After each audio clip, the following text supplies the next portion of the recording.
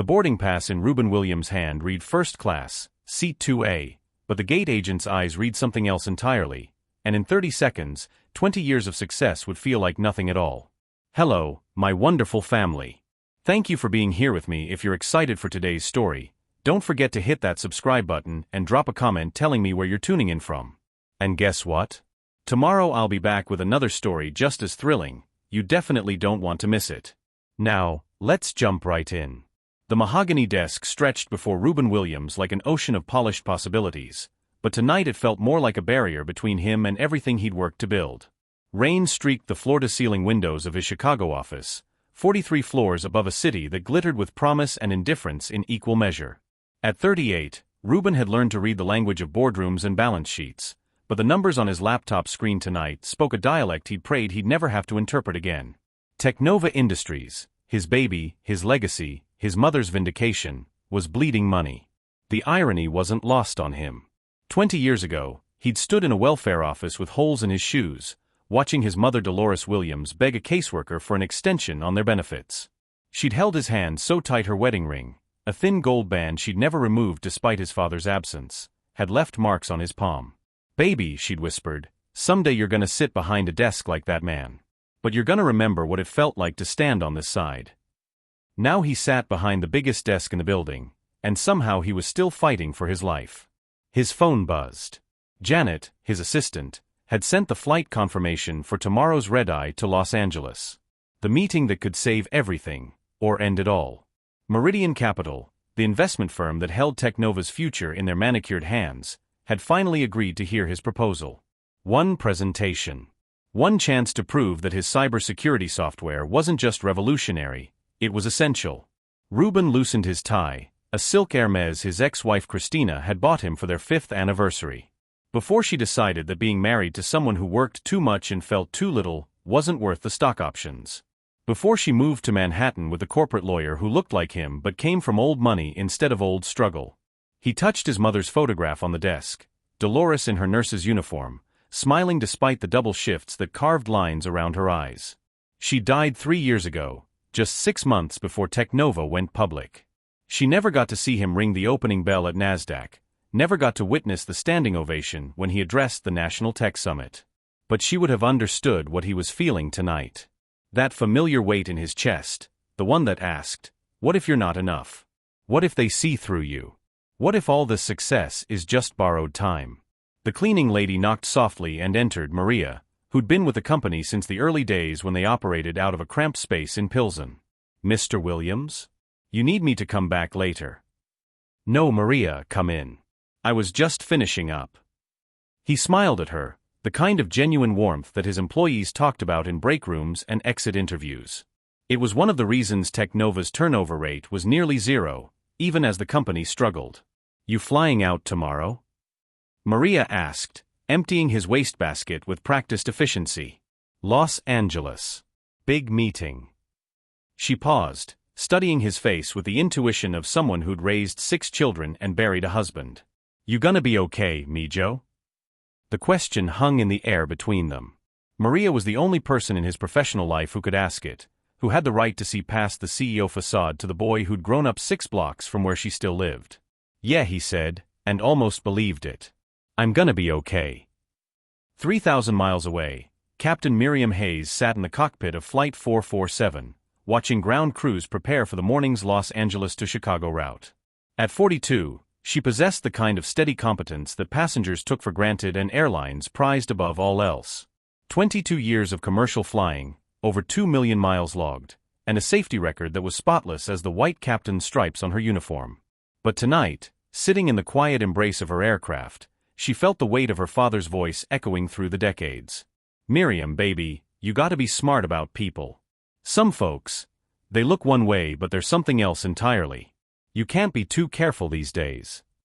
Captain Robert Hayes had been a different generation, a man who'd flown bombers in Vietnam and came home to a world that thanked him for his service while questioning his judgment in 100 subtle ways.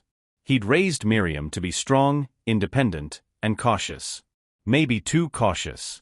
She'd been 8 years old when they were walking through downtown Atlanta, her small hand tucked safely in his large one, when a group of young black men had asked him for directions. Her father had smiled politely, helped them, but afterward, his grip on her hand had tightened. Good people can come from anywhere, Miriam, he'd said carefully, but you always need to be aware of your surroundings. Some neighborhoods, some situations. You just need to trust your instincts. It wasn't hatred that he'd taught her. Her father wasn't that kind of man. It was fear disguised as wisdom, prejudice wrapped in protection. And over the years, those lessons had settled into her bones like sediment, invisible but influencing everything. She thought about it sometimes, usually during long flights when her mind wandered. How many assumptions had she made? How many times had she seen someone and made calculations based on clothes, skin color, or accent? She told herself it was just being practical, just being safe. But late at night, alone in cockpits high above sleeping cities, she wondered if she was becoming someone her younger self wouldn't recognize. Her phone lit up with a text from her sister Karen. Still on for lunch Sunday? Mom wants to know if you're bringing someone. Miriam almost laughed. At 42, she'd had exactly 3 serious relationships, all of them with men who looked like they belonged in her father's country club. All of them had ended amicably, quietly, without much passion or pain.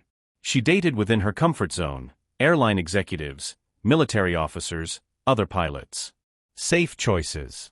Predictable choices. What would happen if you took a real risk for once? The thought surprised her with its clarity. She shook her head, focusing on the pre-flight checklist. Tomorrow's route would take them from LAX to O'Hare, then on to Denver. Standard Tuesday run, nothing unusual. The passenger manifest showed 127 souls on board, including a handful of first-class passengers and the usual mix of business travelers and families. One name caught her eye, R. Williams, Seat 2A. First class. Probably another executive heading to Chicago for meetings, another face in the endless stream of passengers who moved through her aircraft like ghosts. She had no way of knowing that in less than 18 hours, that name would change everything. As Miriam finished her checklist, she felt that familiar pre-flight ritual settling over her, the quiet confidence that came from years of routine, the comfort of knowing exactly who she was and what was expected of her. Tomorrow would be like every other Tuesday. Professional, efficient, unremarkable. But sometimes the most ordinary moments become extraordinary without warning. Sometimes a routine flight becomes the place where 2 strangers collide with enough force to crack open everything they thought they knew about themselves and each other. Have you ever had a moment when everything you believed about yourself was suddenly tested? A situation that forced you to confront uncomfortable truths about your own assumptions? Share your story in the comments below, because sometimes the most powerful transformations begin with the courage to admit we might have been wrong. The fluorescent lights of LAX Terminal 7 buzzed overhead like angry wasps, casting everything in that particular shade of airport exhaustion that made even the most seasoned travelers look hollow-eyed. Reuben Williams stood before Gate 23B at 5:47 a.m., his carry-on rolling behind him with a soft whisper of Italian leather wheels on polished concrete. The red-eye flight to Chicago, his lifeline, his last chance, was scheduled to board in 13 minutes. He'd barely slept. The hotel room in Beverly Hills had been pristine, overlooking the kind of palm-lined streets that whispered promises of success and reinvention. But every time he'd closed his eyes, he'd seen his mother's face, heard her voice from that last conversation before the cancer took her. "Mijo, you remember what I told you when you were little? About walking with your head up." "Yeah, Mama." Even when people try to make you feel small. "Especially then, baby. Especially then." The boarding pass felt substantial in his hand, thick cardstock with gold lettering. Williams, Reuben J. First class, Seat 2A. Departure, LAX Terminal 7, Gate 23B. Destination, ORD Terminal 1. He'd paid for the upgrade himself, not because Technova could afford it, but because this meeting required him to arrive rested, sharp, unbroken. The gate area was filling up, business travelers clutching coffee cups like talismans, families with children whose excitement about flying battled with the early hour. Reuben found a seat near the window, pulled out his laptop, and tried to focus on his presentation one more time. The slides were perfect. The data was irrefutable. His cybersecurity software could revolutionize how corporations protected themselves from emerging threats. But would it matter if he looked tired? If his shirt was wrinkled? If anything about his appearance gave Meridian Capital a reason to doubt him? "Stop it," he told himself. "You earned this. You belong here." Ladies and gentlemen, we'll begin boarding Flight 447 to Chicago in just a few moments. We'll start with our first-class passengers and our Sky Elite members. Ruben closed his laptop, straightened his tie, the lucky one his mother had bought him when he graduated from Northwestern, and joined the small cluster of first-class passengers near the gate. A middle-aged white woman in a Chanel suit glanced at him and then looked away quickly, the kind of practiced non-acknowledgement he'd learned to recognize over the years. An elderly man in a golf shirt openly stared, his expression somewhere between confusion and disapproval. The gate agent, a young blonde woman whose name tag read Ashley, began scanning boarding passes with the mechanical efficiency of someone who'd done this 10,000 times before. First-class passengers moved through the line with the quiet confidence of people accustomed to preferential treatment. Ruben approached the scanner, boarding pass ready. Ashley looked up, and something flickered across her face, surprise, maybe, or uncertainty. Her eyes moved from his face to his boarding pass, then back again, as if she was trying to solve a puzzle that didn't quite add up. "I'm sorry, sir, but there seems to be some confusion." The words hit the air like ice cubes in warm water, creating ripples that everyone within earshot could feel. Conversations quieted. Other passengers turned to watch. Confusion. Ruben's voice was steady, professional. Years of boardroom negotiations had taught him to control his tone even when his heart rate spiked. "This boarding pass, are you sure this is yours?" Time slowed. Ruben felt the familiar sensation, the one that took him back to department stores where security guards followed him, to restaurants where hostesses suddenly couldn't find his reservation, to all the places where his success became invisible and only his skin color remained. "Yes, it's mine." He kept his voice level, but something hot and sharp was building in his chest. Ashley's supervisor, a stern-looking woman in her 50s, materialized beside her. "What seems to be the problem, Ashley?" "This gentleman has a first-class boarding pass, but I just want to make sure." "Make sure of what, exactly?" Ruben interrupted, and now his voice carried the edge he usually reserved for hostile takeover meetings. The supervisor took his boarding pass, examined it with exaggerated care, then looked at him with a kind of smile that was designed to be both patronizing and apologetic. "Sir, I'm sure this is just a misunderstanding. Perhaps you picked up the wrong boarding pass at check-in? It happens more often than you'd think." Around them, the gate area had gone quiet except for the ambient noise of the terminal, distant announcements, the whir of air conditioning, the soft wheeze of hydraulic doors opening and closing. Every eye was on him now. Some passengers looked uncomfortable, others curious, a few openly entertained by the disruption to their morning routine. "I checked in online. I printed this boarding pass myself. At my hotel. The Four Seasons." Ruben added that last detail deliberately, knowing how these kinds of conversations worked, knowing that class markers sometimes succeeded where human dignity failed. From the corner of his eye, he saw her, the pilot. Captain Miriam Hayes, standing near the gate desk in her crisp uniform, watching the scene unfold with an expression he couldn't quite read. Their eyes met for a split second, and he saw something flicker there, recognition, maybe, or discomfort. Then she looked away. "Sir," the supervisor continued, her voice taking on that artificially patient tone people used when they were absolutely certain they were right, "I'm just trying to help you avoid embarrassment. Perhaps if you showed me some ID, we could verify." Embarrassment. The word tasted bitter in his mouth. Ruben pulled out his wallet, alligator leather, a gift from his board of directors, and extracted his driver's license and credit card. "Here. Ruben J. Williams. Same name as the boarding pass. Same name as the American Express black card that paid for this ticket." The supervisor examined the documents with theatrical thoroughness, while Ashley shifted nervously beside her. Other first-class passengers were growing restless. Someone sighed audibly. A child asked her mother why the man was taking so long. "The thing is," the supervisor said finally, "we've had some issues lately with people using boarding passes that don't actually belong to them. Identity theft, you understand. We have to be careful." The words hung in the air like smoke, and Ruben felt something inside him break, not shatter, but crack along lines that had been forming for years. Every boardroom where he'd been the only black face. Every networking event where conversations stopped when he approached. Every time he'd had to prove he belonged in spaces where others were simply welcomed. "Identity theft," he repeated slowly.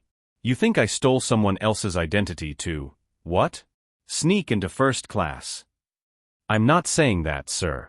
I'm just following protocol. Protocol. Reuben looked around the gate area, noting the faces watching him, some sympathetic, most simply uncomfortable, all of them witness to this particular American ritual. Tell me, how many other passengers did you ask to verify their identity this morning? Silence. How many white passengers had to prove they belonged in first class? Captain Hayes was still standing by the gate desk, and now she was looking directly at him. For a moment their eyes locked again, and he saw something that looked almost like recognition, not of his face but of his situation. Then she turned and walked toward the jet bridge, her shoes clicking against the floor with military precision. Sir, if you could just step aside so we can continue boarding. Step aside. Reuben nodded slowly, and when he smiled, it was the kind of smile that had intimidated corporate lawyers and impressed venture capitalists in equal measure. Of course. I wouldn't want to hold up all these other passengers who clearly belong here. He moved to the side, but he didn't leave. He stood there, tall and dignified in his $1,000 suit, holding his boarding pass like evidence in a case that would never go to trial. Other passengers filed past him, some avoiding eye contact, others stealing glances as if he were an exhibit in a museum. The elderly man in the golf shirt paused beside him. You okay, son? The kindness in the stranger's voice almost undid him. Reuben nodded, not trusting himself to speak. This ain't right, the man said quietly. This ain't right at all. Then he walked onto the plane, leaving Reuben alone with the gate agents and the weight of a humiliation that felt both entirely new and achingly familiar. Finally, Ashley's supervisor made a show of consulting her computer screen, typing with deliberate slowness, then looking up with manufactured surprise. Well, would you look at that? Mr. Williams, it appears your boarding pass is legitimate after all. So sorry for the confusion. You can board now. But the damage was done. The moment had been stripped of dignity, turned into a performance for an unwilling audience. Reuben took his boarding pass back, noting how the woman avoided touching his fingers, and walked toward the jet bridge with his head high, just like his mother had taught him. As he passed through the tunnel toward the plane, he heard whispered conversations behind him, fragments of judgment and speculation that followed him like a shadow. Can you believe that? I felt so bad for him. Well, you never know these days. That was completely inappropriate. I mean, they have to check, right? At the aircraft door, a flight attendant smiled brightly, the kind of professional warmth that was designed to reset everyone's mood and move past unpleasant moments. Welcome aboard, Mr. Williams. Right this way to first class. But as he found his seat, 2A by the window, exactly as his boarding pass had promised all along, Reuben felt the familiar weight settling over him. 20 years of success, and he was still fighting the same battles. Still having to prove he belonged. Still carrying his mother's voice in his head, reminding him to walk with dignity even when the world tried to strip it away. He didn't know yet that Captain Miriam Hayes was in the cockpit, completing her pre-flight checklist with hands that trembled slightly as she remembered her father's voice, her own silence, and the look in a stranger's eyes when dignity met discrimination at 30,000 feet. Neither of them knew that this was just the beginning. Seat 2A felt like a throne made of glass, impressive to look at, but liable to shatter at the slightest wrong move. Reuben Williams settled into the leather embrace of first class, his laptop bag stowed carefully beneath the seat in front of him, his presentation materials arranged with the precision of a man who needed control over something, anything, in a world that had just reminded him how little control he actually had. The burgundy leather smelled of money and privilege, that particular scent of quality that whispered promises of comfort and respect. But comfort felt elusive now. Respect felt like a luxury he'd paid for but hadn't received at the gate. He adjusted his tie, his mother's lucky tie, and tried to focus on the spreadsheets on his screen, but the numbers blurred together like tears he refused to shed. Don't let them see you break, he told himself, the same words he'd whispered in countless boardrooms, job interviews, and moments when the world had made it clear that his success was viewed as temporary, borrowed, or somehow fraudulent. You're stronger than this. But strength felt brittle right now, like ice over deep water. Around him, other first-class passengers settled into their seats with a casual entitlement of people who had never been asked to prove they belonged anywhere. The woman in the Chanel suit, who had pointedly looked away from him at the gate, was now talking loudly on her phone about a charity gala, her voice carrying the particular tone of someone who believed her conversations were inherently more interesting than anyone else's. Yes, darling, I told them we need the ballroom at the Ritz, not the conference room. These people don't understand the difference between a fundraiser and a business meeting. These people. The phrase hung in the recycled cabin air, and Reuben wondered if she even realized what she'd said, how those two words carried decades of casual dismissal, of othering, of the assumption that some people simply didn't understand quality the way others did. He forced himself to focus on his laptop screen. The Meridian Capital presentation was flawless. He'd rehearsed it dozens of times, refined every slide until it gleamed with professionalism and inevitability. Technova's cybersecurity software wasn't just innovative, it was essential. In a world where data breaches could topple Fortune 500 companies overnight, his algorithms were like digital armor, protecting corporate secrets with a kind of precision that only came from understanding exactly how vulnerable systems could be. Because he'd been vulnerable his entire life. He understood weak points better than anyone. The flight attendant approached, a middle-aged black woman whose smile seemed genuine rather than professional. Her name tag read Gloria, and when she looked at him, Reuben saw something that looked like recognition. Not of his face, but of his experience. "Can I get you anything before takeoff, Mr. Williams? Coffee? Orange juice." "Coffee, please. Black." Gloria poured from a carafe that probably cost more than most people's monthly rent, the liquid dark and rich as it filled the china cup. Real china, not the plastic that coach passengers received. First-class passengers got real plates, real glasses, real respect. Usually.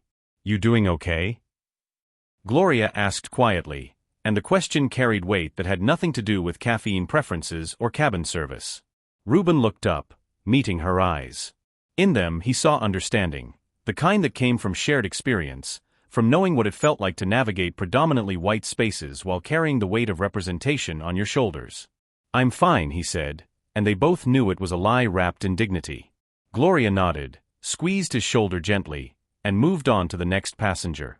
The touch was brief but grounding, a reminder that he wasn't entirely alone in this aluminum tube hurtling through the sky. 37 rows behind him, a different story was playing out. Coach seat 39B was a study in ergonomic compromise, designed by people who apparently believed that human legs were optional accessories rather than functional necessities. But Reuben had been upgraded to first class at check-in, so seat 39B now held a different passenger, Mrs. Jennifer Martinez, a kindergarten teacher from Pasadena who was visiting her sister in Chicago and had never flown first class in her life. She kept looking toward the front of the plane, trying to catch a glimpse of the luxury she'd only read about in magazines. First-class passengers got hot towels, she'd heard. Real silverware. Meals that didn't come sealed in plastic wrap like sad hospital food. "Excuse me," she said to the passenger beside her, a college student with earbuds and an economics textbook. "Do you know what happened at the gate? With that man in the nice suit?" In the cockpit, Captain Miriam Hayes was running through her pre-flight checklist with the mechanical precision of someone who'd performed these rituals thousands of times. External lights, check. Navigation systems, check. Communication equipment, check. But her hands weren't as steady as usual, and she found herself having to reread items she'd already verified. Her co-pilot, James Chun, noticed. "You okay, Captain? You seem a little distracted." Miriam paused, her finger hovering over the fuel flow indicators. Should she tell him about what she'd witnessed at the gate? Should she mention the way those gate agents had treated that passenger, Mr. Williams, according to the manifest, like he was suspicious for having the audacity to fly first class while black? "Just thinking about the weather patterns over the Rockies," she lied smoothly. "Denver's been having some unusual wind shear lately." James nodded, satisfied with the explanation, and returned to his own checklist. But Miriam's mind wasn't on weather patterns or wind shear. It was on the look in Reuben Williams' eyes when he'd been asked to step aside, on the quiet dignity he'd maintained while being subjected to scrutiny that she was certain no white passenger had endured that morning. She'd stood there watching, saying nothing. A captain in uniform, someone with authority and credibility, and she'd chosen silence over solidarity. She'd chosen comfort over courage. "Why didn't you say something?" The question echoed in her mind like a stuck autopilot announcement, repetitive and impossible to ignore. The answer was complicated, wrapped in layers of conditioning and fear that she didn't want to examine too closely. Her father's voice, whispering warnings about getting involved in other people's business. Her training, which emphasized avoiding confrontation and maintaining professional boundaries. Her own discomfort with situations that forced her to acknowledge how different people's experiences could be, even in the same space, breathing the same air. But mostly, if she was being honest with herself, it was fear. Fear of saying the wrong thing, fear of making the situation worse, fear of being seen as someone who saw race when she was supposed to see only passengers. You could have said something, another voice argued, younger, braver, the part of her that had once dreamed of being a hero in the sky, protecting passengers and standing up for what was right. You could have used your authority to stop what was happening. But she hadn't. She'd walked away, retreated to the safety of her cockpit, and now she was left with the uncomfortable weight of her own complicity. "Tower, this is Airways 447, requesting pushback clearance," James said into his headset, and Miriam realized she'd been lost in thought for longer than was professionally appropriate. "Airways 447, you are cleared for pushback. Taxi to runway 24L when ready."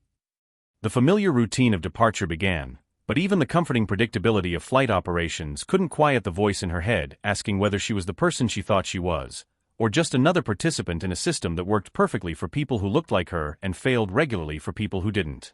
Back in seat 2A, Ruben felt the plane push away from the gate with the gentle lurch that always reminded him of his first flight. 22 years old, flying to his first job interview at a tech company in Seattle, wearing a suit from Men's Warehouse and carrying dreams that felt both impossible and inevitable.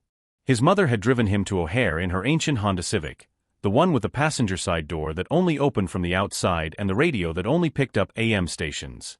She'd waited with him at the gate, back when you could still do that, before security theater made airports feel like prisons, and when they called his boarding group, she'd hugged him tight and whispered in his ear, "Remember me, Joe, they might try to make you feel like you don't belong. But you earned your place on that plane just like everyone else. You walk with your head up, and you remember who you are." He'd walked onto that plane with his head up, found his middle seat in coach, and dreamed about the day when he'd be successful enough to fly first class. When he'd have earned the right to comfort and respect. Now, 20 years later, he was finally in first class, but the respect still felt negotiable, still felt like something he had to prove rather than something he simply deserved. The engine spooled up with that distinctive whine that preceded takeoff, and Ruben closed his laptop, looking out the window at Los Angeles shrinking beneath them. In 4 hours, he'd be in Chicago, walking into the most important meeting of his professional life, carrying not just his presentation materials but the weight of this morning's reminder that success didn't necessarily translate to acceptance. He thought about calling someone, his assistant, his lawyer, his ex-wife, anyone who might understand the particular exhaustion that came with having to constantly prove your humanity. But who could he call? Who would understand that discrimination in 2024 wasn't crosses burning on lawns or separate water fountains, but the quiet assumption that a black man with a first-class boarding pass must have stolen it? Instead, he opened his laptop again and began typing, not his presentation, but an email to his head of HR. It was time Technova implemented sensitivity training for all their business partners. Time they made it clear that dignity wasn't negotiable, not for their employees and not for their customers. As the plane climbed toward cruising altitude, 3 people sat in their respective spaces, first class, economy, and cockpit, each wrestling with the same incident from different perspectives. Each choosing, for now, to retreat into familiar patterns rather than confront the uncomfortable truths that morning had revealed. None of them knew that turbulence was coming, the kind that had nothing to do with weather and everything to do with the moment when silence becomes impossible and avoidance gives way to unavoidable truth. At 37,000 feet above the Colorado Rockies, Flight 447 encountered the kind of problem that turned routine Tuesday mornings into the stuff of aviation nightmares. It started with a subtle vibration in the port engine, barely noticeable except to Captain Miriam Hayes, whose hands had been gripping the controls with the sensitivity of a pianist feeling for the perfect chord. The first warning light blinked amber on her instrument panel at exactly 9:47 a.m. Mountain Time. "James," she said calmly to her co-pilot, "I'm seeing an engine temperature spike on number 1. Co-pilot Chen's eyes flicked to his own instruments, and Miriam watched his face shift from routine concentration to focused concern. "Confirmed. Oil pressures dropping too.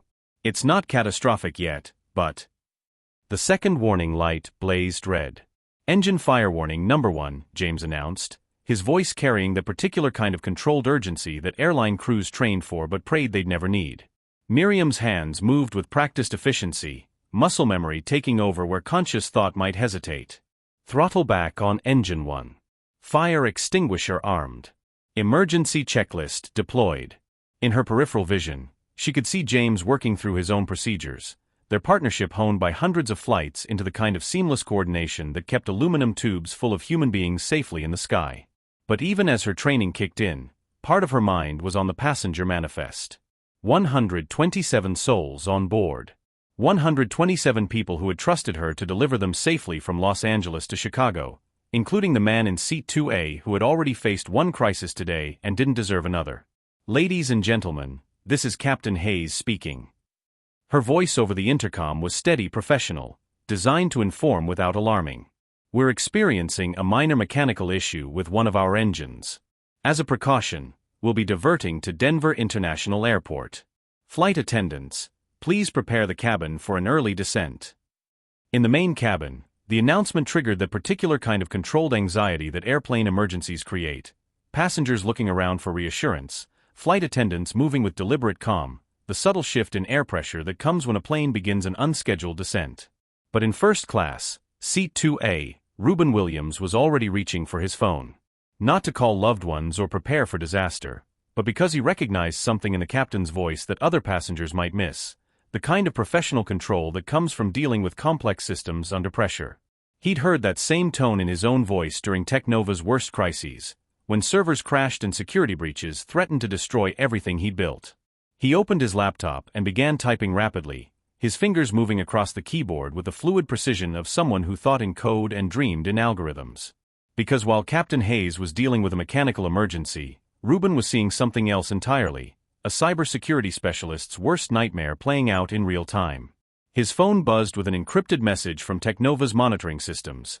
Aviation network intrusion detected. Denver airspace, classification, critical.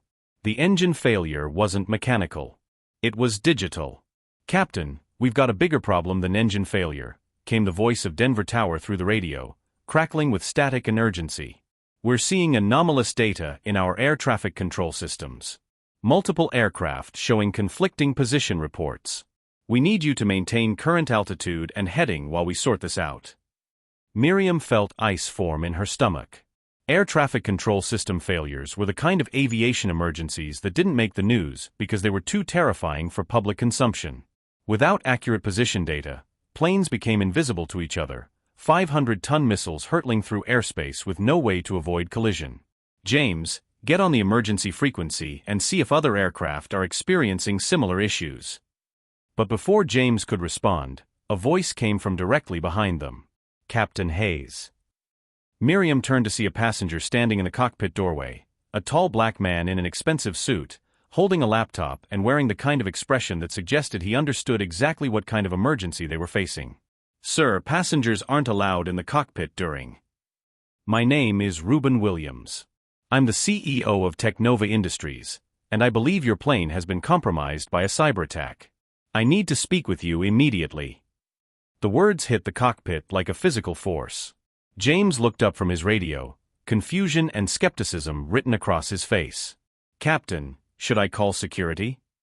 But Miriam was looking at Reuben Williams' laptop screen, and what she saw there made her blood run cold.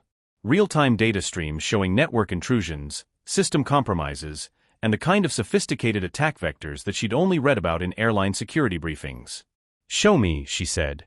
Reuben moved into the cockpit, a space barely large enough for two pilots, let alone a third person, and suddenly the professional distance that had protected both of them since the gate incident evaporated. They were no longer captain and passenger, no longer the woman who had stayed silent and the man who had been humiliated.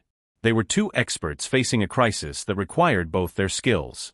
Look at this, Reuben said, angling his laptop screen so both pilots could see. Someone's launched a coordinated attack against Denver's air traffic control systems.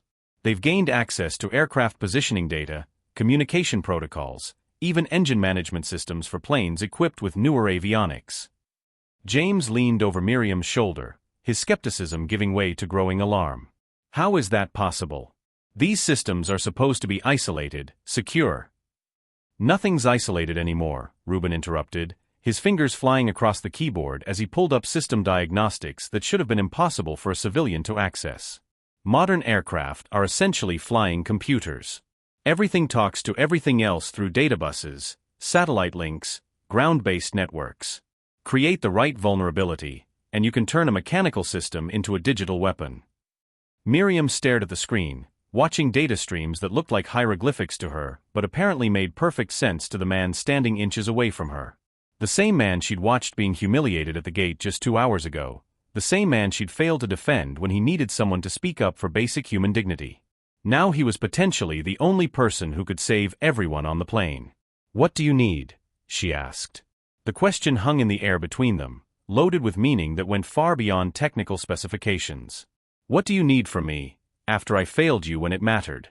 What do you need to trust someone who stayed silent when you were being treated like a criminal?" "I need access to your aircraft's diagnostic systems," Rubin said. "And I need you to trust me, even though you have no reason to." Their eyes met across the cramped cockpit, and Miriam saw something she hadn't expected, not anger or resentment, but a kind of weary professionalism that she recognized in herself. The look of someone who had learned to compartmentalize personal pain in service of a larger purpose. "James, give him access to whatever he needs," she said.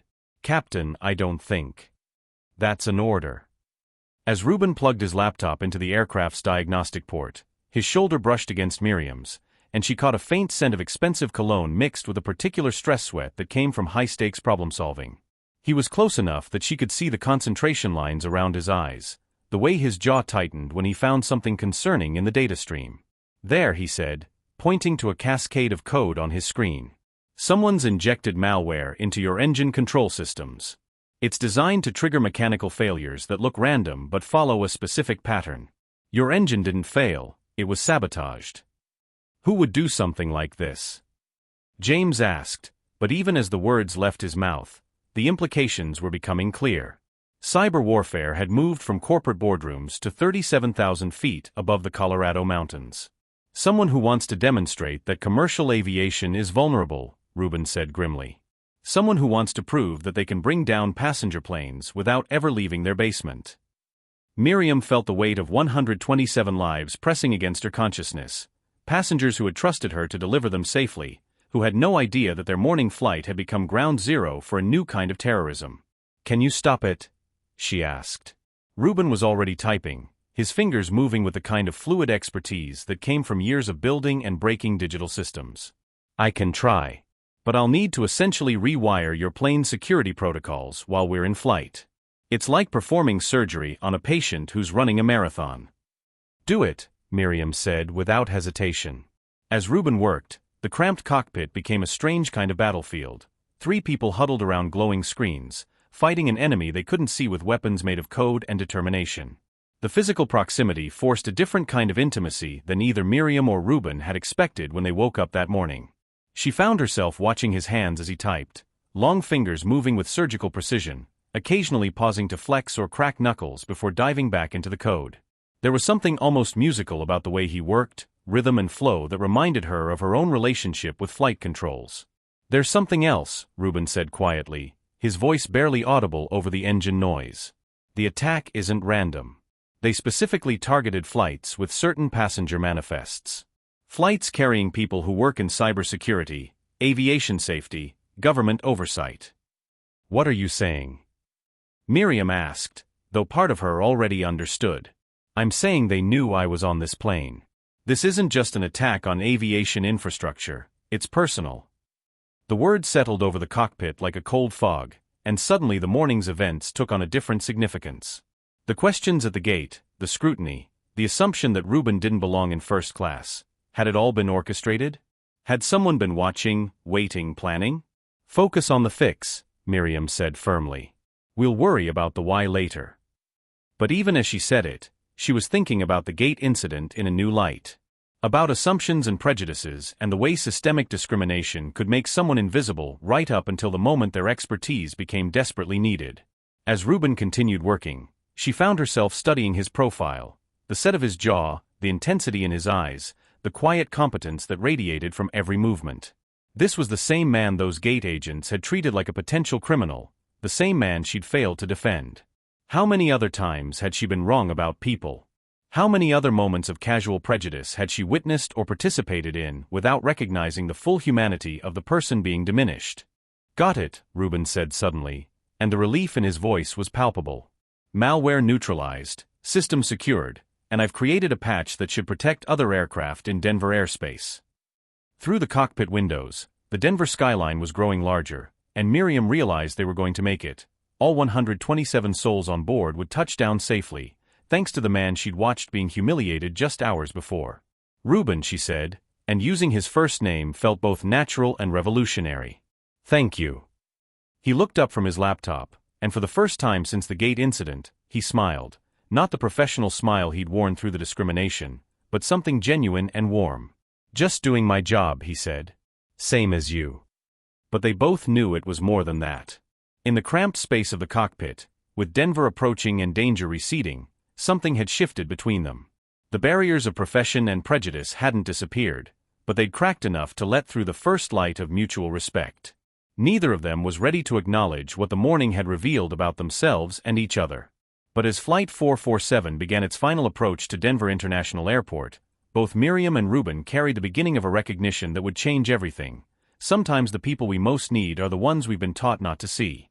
The Denver International Airport terminal buzzed with a controlled chaos of diverted flights and emergency protocols, but in the quiet corner of the airline's executive lounge, time seemed suspended between crisis and resolution. Reuben Williams sat across from Captain Miriam Hayes at a small table near the floor-to-ceiling windows, watching ground crews inspect Flight 447 with the methodical precision of surgeons examining a patient who'd survived a near-fatal operation. The past 2 hours had been a blur of FBI interviews, cybersecurity briefings, and corporate phone calls. Technova's emergency response team was already en route from Chicago. The media had somehow gotten wind of the cyber attack, and Reuben's phone hadn't stopped buzzing with calls from reporters who wanted to turn a near disaster into a headline about hero CEO saves flight. But all of that felt distant now, sitting in the artificial calm of the lounge with a woman who had witnessed both his humiliation and his vindication in the span of a single morning. The investigators want to interview you again tomorrow, Miriam said, her voice carrying the exhaustion that came from adrenaline wearing off. They think the attack was specifically designed to target your cybersecurity expertise. Someone wanted to prove they could compromise aircraft systems even with you on board. Reuben nodded, stirring his coffee absently. It was his third cup since landing, but his hand still felt unsteady, not from caffeine, but from the strange intimacy of crisis followed by the awkward aftermath of two strangers who had shared something profound without really knowing each other. It's not the first time someone's tried to make a point using me as the example, he said quietly. Success makes you a target. Being black and successful makes you a very specific kind of target. The words hung in the air between them, and Miriam felt something twist in her chest, recognition mixed with shame. She thought about the gate agents that morning, about her own silence, about all the ways that Reuben's expertise had been invisible to everyone except the people trying to destroy him. I should have said something, she said suddenly. At the gate. I should have said something. Reuben looked up from his coffee, studying her face with the same careful attention he'd paid to the aircraft's diagnostic systems. Why didn't you? It was a simple question that demanded a complex answer, one that Miriam had been avoiding for most of her adult life. She thought about deflecting, about giving him the professional reasons or the practical excuses. But sitting here, after what they'd been through together, dishonesty felt like another kind of cowardice. Because my father taught me to be afraid, she said. 43 years earlier, Captain Robert Hayes knelt beside his 8-year-old daughter's bed, tucking her in after a day at the air show where she'd watched the Thunderbirds perform aerial ballet against the Georgia sky. Little Miriam's eyes were bright with dreams of flying, of soaring through clouds and commanding the respect that came with captain's stripes. Daddy, when I'm a pilot, will I get to fly planes like that? Maybe, sweetheart. But you need to understand something important. His voice took on the serious tone he used when teaching her about stranger danger or crossing streets safely. When you're up there, you're responsible for everyone on that plane. That means you can't let emotions cloud your judgment. You can't get involved in situations that might distract you from what's really important. What do you mean? Robert Hayes looked out the window at their suburban Atlanta neighborhood, tidy lawns and tidy lives, a place where problems were kept behind closed doors and people minded their own business. Sometimes you'll see things that don't seem fair. People might be upset about something, or angry, or they might say things you don't like. But your job isn't to fix other people's problems. Your job is to keep everyone safe, and that means staying focused on what you can control. He kissed her forehead, his voice softening. I know you have a good heart, Miriam. But good hearts can get you into trouble if you're not careful. Some situations, it's better to let other people handle them. You just focus on being the best pilot you can be. He wasn't a bad man, Miriam said, her voice barely above a whisper. He'd fought in Vietnam, seen terrible things, lost friends. He thought he was protecting me by teaching me to avoid conflict, to stay in my lane. Don't get involved, don't take sides, don't let other people's problems become your problems. Reuben listened without interruption, recognizing something in her tone that he'd heard in his own voice when talking about painful family lessons, the way love and damage could become so intertwined that you couldn't separate them.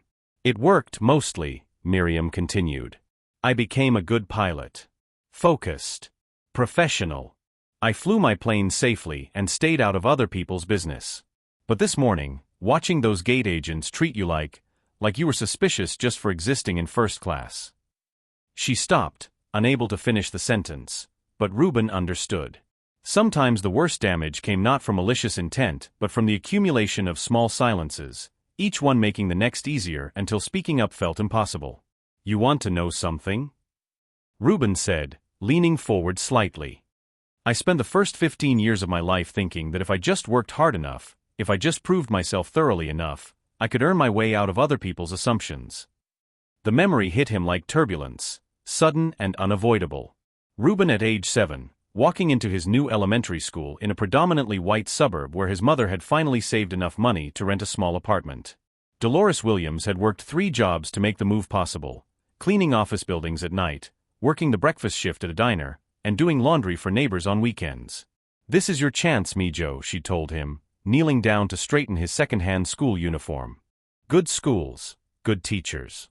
You show them how smart you are, how hard you work, and they'll see past everything else. But on his first day, when Mrs. Patterson asked the class to share what their parents did for work, 7-year-old Reuben had proudly announced that his mother was a professional cleaner and food service specialist, the euphemisms Dolores had taught him to use. The other children had laughed. Your mom's a janitor, one boy had said with the casual cruelty that children wielded without understanding its power.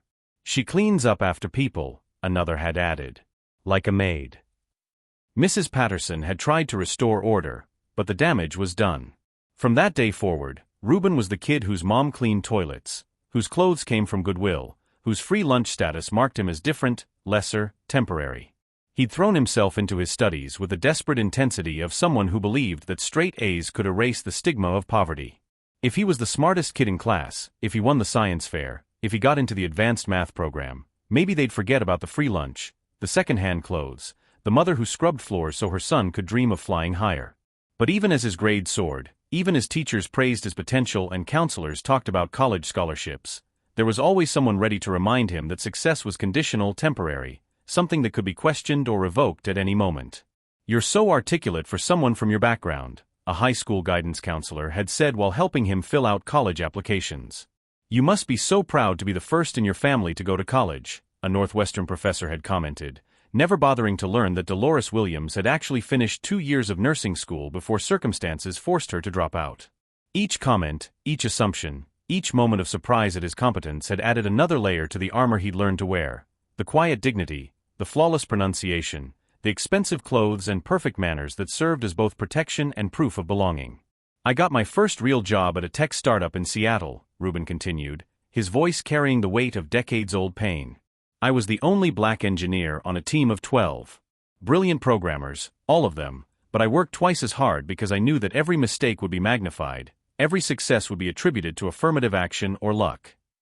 Miriam found herself leaning forward, drawn into the story despite, or maybe because of, her discomfort with its implications. One day we were in a client presentation, big contract, huge opportunity for the company. I developed the core security protocol myself, spent months perfecting it. But when the clients walked into the conference room, they looked right past me and started asking my white colleagues about the technical details. He paused, remembering the particular sting of that moment, not just being overlooked, but having his own work explained to him by people who couldn't have built it themselves. My manager had to explicitly introduce me as the lead developer before they'd even acknowledge that I was part of the team. And even then, I could see it in their eyes, surprise, skepticism, the mental recalibration that happens when reality doesn't match assumptions. What did you do? Miriam asked softly. What I always did. Smiled. Stayed professional. Delivered a flawless presentation that won us the contract. Then went home and called my mother, who listened to me vent and reminded me that excellence was its own reward, even when recognition was delayed or denied. Reuben's fingers traced the rim of his coffee cup, and Miriam noticed a thin scar along his knuckle, some childhood injury that had healed but left its mark. The thing is, he said, success doesn't actually protect you from discrimination. It just changes the form it takes. Instead of being seen as threatening or criminal, you're seen as an imposter or an exception. Instead of he doesn't belong here, it becomes he can't possibly belong here legitimately. The words hit Miriam with unexpected force, and she thought about the gate agents that morning, their assumption that his boarding pass must be stolen or mistaken, their inability to believe that a black man could legitimately occupy first-class seat 2A. That's what happened at the gate, she said, understanding flooding through her. They couldn't reconcile your presence with their expectations. Exactly. And the exhausting part isn't just dealing with the discrimination itself, it's the constant self-doubt it creates. Every time someone questions your credentials or your right to be somewhere, a small part of you starts wondering if maybe they're right. Maybe you are an imposter. Maybe your success is just elaborate luck that's about to run out. Miriam felt something crack open in her chest, a recognition that was both painful and necessary. She thought about all the times she'd made assumptions about passengers based on their appearance, all the moments when she'd let prejudice masquerade as professionalism. I've been part of the problem, she said quietly. I've been complicit in a system that made you doubt your own worth. Reuben looked at her directly, and she saw something in his expression that she hadn't expected. Not anger, but a kind of weary compassion. The system doesn't require malicious intent to function, he said. It just requires enough people to stay silent when they witness injustice. Enough people to assume that if someone is being treated badly, they must have done something to deserve it. The accusation was gentle but devastating, and Miriam felt the full weight of her morning silence pressing against her consciousness. She had been the authority figure in the terminal, the person in uniform whose voice might have carried enough weight to stop the humiliation she'd witnessed. Instead, she'd chosen comfort over courage, professional distance over human decency. How do I make up for that? She asked. You don't, Reuben said simply. You can't undo what happened this morning any more than I can undo 20 years of similar incidents. But you can decide who you want to be the next time you witness someone's dignity being stripped away in the name of protocol or safety, or just following procedures. Outside the terminal windows, Flight 447 sat on the tarmac like a patient recovering from surgery, surrounded by investigators and mechanics and FBI agents trying to understand how close 127 people had come to disaster. But inside the quiet bubble of the executive lounge, two strangers were conducting their own investigation, not into systems and code, but into the assumptions and silences that had shaped their separate worlds until crisis forced them to see each other clearly. There's something else, Reuben said after a long pause. The cyber attack wasn't random. Someone specifically targeted a flight they knew I'd be on, using methods sophisticated enough to suggest government-level resources. Someone wanted to make a point about vulnerability, not just of aircraft systems, but of people who've gotten too comfortable thinking their success makes them safe. Miriam felt a chill that had nothing to do with the terminal's air conditioning. You think this was personal? I think someone wanted to remind me, and people like me, that no matter how high we fly, we're still vulnerable to being brought down. The discrimination at the gate, the targeted attack on the plane. It's all part of the same message: you don't really belong here, and we can prove it any time we want. The observation hung between them like a challenge, and Miriam realized that everything she'd witnessed that morning, from the gate agent's assumptions to the sophisticated cyber attack, was part of a larger pattern of forces designed to undermine people who challenged certain expectations about who deserved power, respect, or safety. What happens now? She asked. Reuben smiled, but it was the kind of smile that carried decades of hard-won wisdom. Now we decide whether this morning changes us or just becomes another story we tell ourselves about how unfair the world can be. As if summoned by his words, an FBI agent approached their table, carrying a folder thick with evidence and testimony that would eventually become part of a federal investigation into domestic cyber terrorism. The crisis was far from over, but in the quiet space between revelation and response, two people who had started the day as strangers had discovered something more valuable than security clearances or professional credentials. They had found the beginning of understanding. Have you ever realized that your silence in the face of injustice was actually part of the problem? That moment when you understood that staying neutral meant choosing a side? Share your thoughts below, because sometimes the most important conversations start with admitting we've been wrong. The mechanical hum of the Denver airport maintenance hangar created an oddly soothing backdrop as Reuben Williams and Captain Miriam Hayes stood before Flight 447, watching technicians crawl through the aircraft systems like surgeons examining a patient who'd survived a near-fatal operation. The FBI had released the plane back to the airline, but both of them had found themselves drawn here in the quiet hours after the interviews ended, needing to see the machine that had brought them together in ways neither could have imagined. "Hard to believe this morning started in Los Angeles," Miriam said softly, her voice barely audible over the distant sound of pneumatic tools and diagnostic equipment. She was still in uniform, but her captain's stripes felt different now, less like armor, more like a responsibility she was only beginning to understand. "Feels like a different lifetime," Reuben agreed, studying the aircraft's port engine where technicians were replacing components that had been compromised by the cyber attack. "I keep thinking about those moments in the cockpit when we were working together. How everything else just disappeared." They stood in comfortable proximity, close enough that Miriam could catch the faint scent of his cologne mixed with a particular exhaustion that comes from a day that reshapes everything you thought you knew about yourself and the world. "I've been flying for 22 years, she said, her eyes tracing the familiar lines of the 737's wing structure. "Thousands of flights, millions of miles, and I always thought I understood what my job was. Get people from point A to point B safely. Everything else was just background noise." "And now?" Reuben asked, though he suspected he already knew the answer. "Now I realize that every passenger who walks onto my aircraft brings their entire story with them. Their hopes, their fears, their experiences of being welcomed or rejected by the world." She turned to look at him directly. "This morning, you walked onto my plane carrying the weight of being humiliated at the gate, and I pretended not to see it. I made your pain invisible because acknowledging it would have required me to do something about it." The honesty in her voice was raw, unpolished by the professional smoothness she usually maintained. Reuben felt something shift in his chest, not forgiveness exactly, but recognition of genuine remorse that went deeper than social courtesy. "You know what's strange," he said. "I've spent so many years building defenses against that kind of treatment that I almost expected your silence. It's easier to assume people won't speak up than to hope they will and be disappointed." "That's heartbreaking," Miriam said quietly. "It's practical," Reuben corrected gently. "But you're right that it's also heartbreaking. I've gotten so good at protecting myself from disappointment that I almost forgot what it feels like when someone actually sees you as a human being worth defending."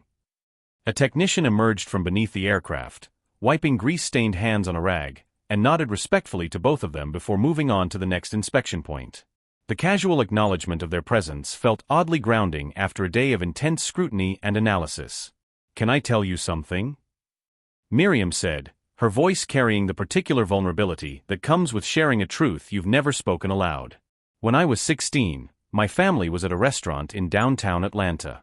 There was a black family at the table next to us, parents with 2 young children, celebrating what looked like a birthday or anniversary."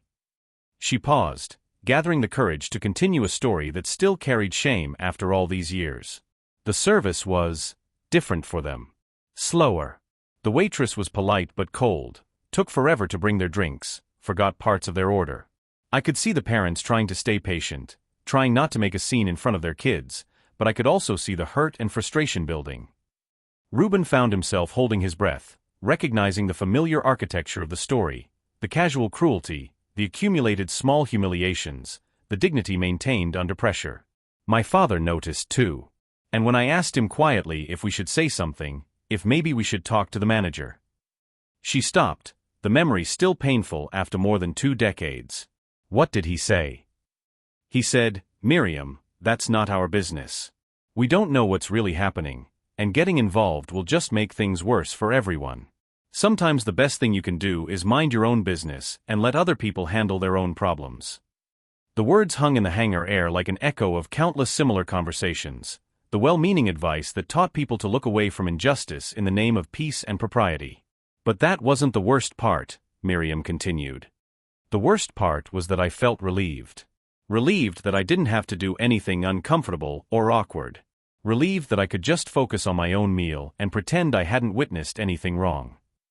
Ruben studied her profile as she stared at the aircraft, seeing something in her expression that went beyond regret to a deeper kind of recognition, the moment when someone realizes they've been complicit in systems they never fully examined. "I've been that 16-year-old girl my entire life," she said.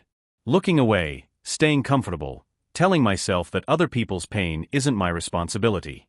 Until this morning, when I watched you being treated like a criminal for having the audacity to fly first class while black, and I realized that my silence wasn't neutral, it was participation." "But you didn't stay silent when it mattered most," Ruben pointed out gently. "When 127 lives were on the line, you trusted me without hesitation.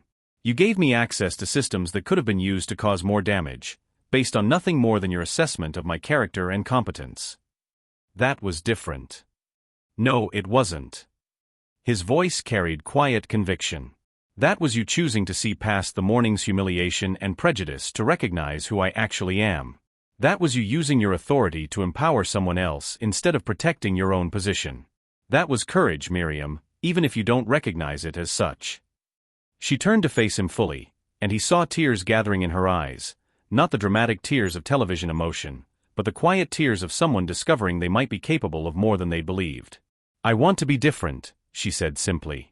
"I want to be someone who speaks up instead of staying comfortable. Someone who uses whatever privilege or authority I have to defend other people's dignity instead of just protecting my own peace of mind."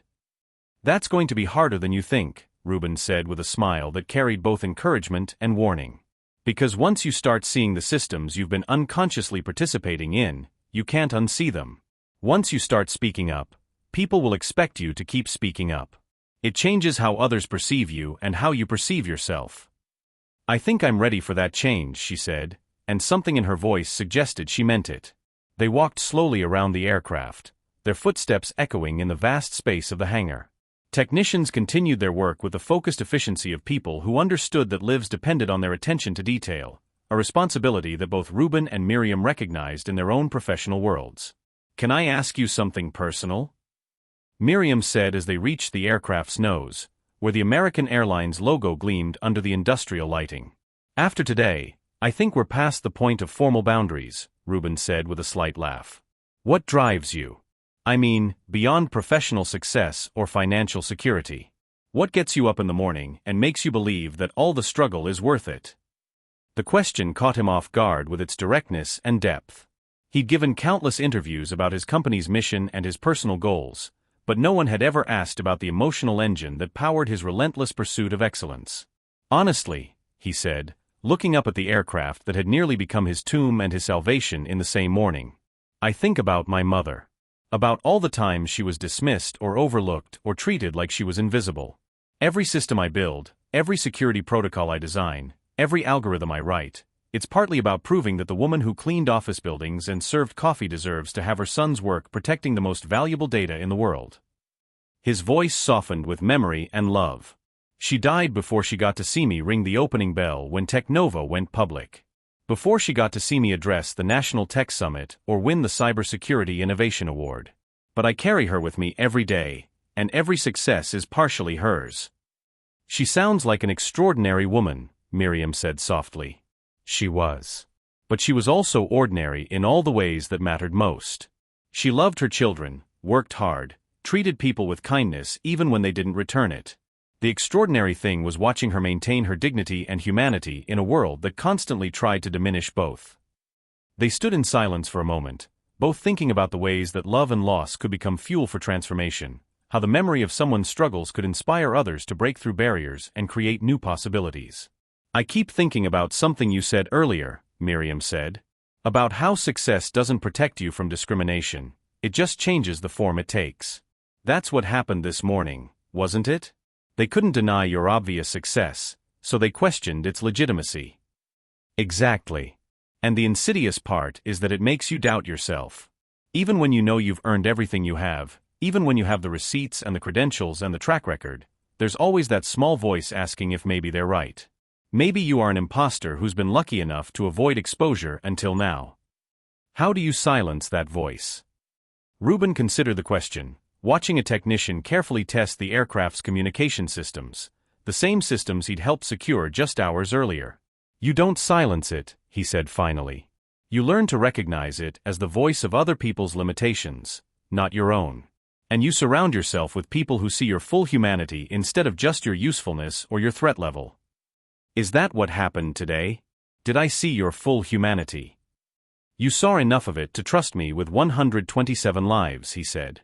That's more than most people see in a lifetime of interaction.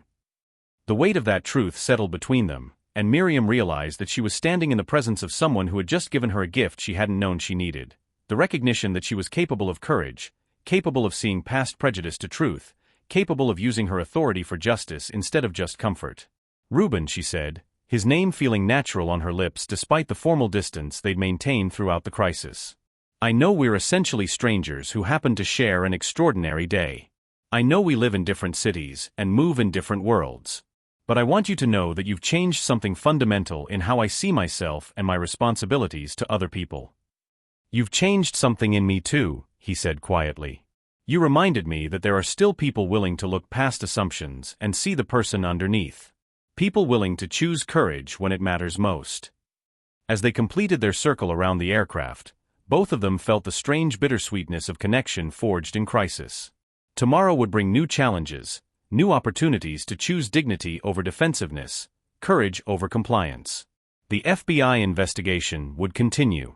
The media would eventually move on to other stories. They would return to their separate lives, carrying the memory of this day and the knowledge that they had witnessed something rare and valuable in each other. But for now, standing in the quiet hum of the maintenance hangar with Flight 447 as their witness, they had found what both had been searching for without knowing it: the transformative power of being truly seen, valued, and trusted for who they really were beneath all the assumptions and expectations and protective armor they'd learned to wear. The bonding was complete, built not on romance but on the deeper foundation of mutual respect, shared vulnerability, and the recognition that both had been changed by their collision with each other's courage and compassion. Soon, reality would intrude with all its complications and power dynamics. But this moment, this quiet recognition of shared humanity in the aftermath of crisis, would remain as proof that connection was possible across any divide. If people were willing to choose understanding over assumption, courage over comfort, and truth over the easier paths of silence and separation. The call came at 7:23 a.m. Mountain Time, while Reuben Williams was reviewing security footage from LAX on his laptop in the Hotel Business Center. The FBI had released preliminary findings overnight, and what they discovered made his blood run cold. The cyberattack wasn't just sophisticated, it was personal in ways that went far beyond targeting his flight. Mr. Williams? The voice belonged to FBI Special Agent Sarah Chun, the lead investigator on the case. We need to discuss something that changes the scope of this investigation significantly. Reuben closed his laptop, already knowing that whatever came next would shatter the fragile peace he'd found in the aftermath of crisis. What did you find? The hackers didn't just target your flight randomly. They specifically chose American Airlines Flight 447 because our analysis shows that Technova Industries holds a controlling stake in American Airlines through a series of shell companies and investment partnerships. Mr. Williams, according to our financial forensics team, you effectively own the airline that discriminated against you yesterday morning. The words hit like a physical blow. Reuben felt the Hotel Business Center spinning around him, the mundane corporate furniture and motivational posters becoming surreal in the face of this revelation. He'd known about Technova's diversified investment portfolio, known about the airline industry holdings, but the specific connection to American Airlines had been buried so deep in subsidiary structures that even he hadn't made the connection. How is that possible? He asked, though part of him already understood the answer. Your investment team acquired stakes through Meridian Capital, the same firm you're supposed to meet with today. They've been systematically purchasing airline assets as part of their transportation sector strategy. American Airlines, 3 regional carriers, and part of Denver International's logistics infrastructure. The paperwork was filed under subsidiary names, but the ownership trail leads directly back to Technova. Reuben closed his eyes, feeling the weight of unintended irony crushing down on him. He'd been humiliated by employees of his own company. Gate agents working for an airline he technically owned had treated him like a criminal, while he carried a boarding pass paid for with his own money through investment vehicles he'd helped create. There's more, Agent Chun continued. The hackers knew about this connection. Part of their attack included planting evidence suggesting that the discrimination incident was staged, that you orchestrated the whole thing as a publicity stunt to generate sympathy before revealing your ownership stake. That's insane, Reuben said, But even as he spoke, he could see how the narrative would play in the media.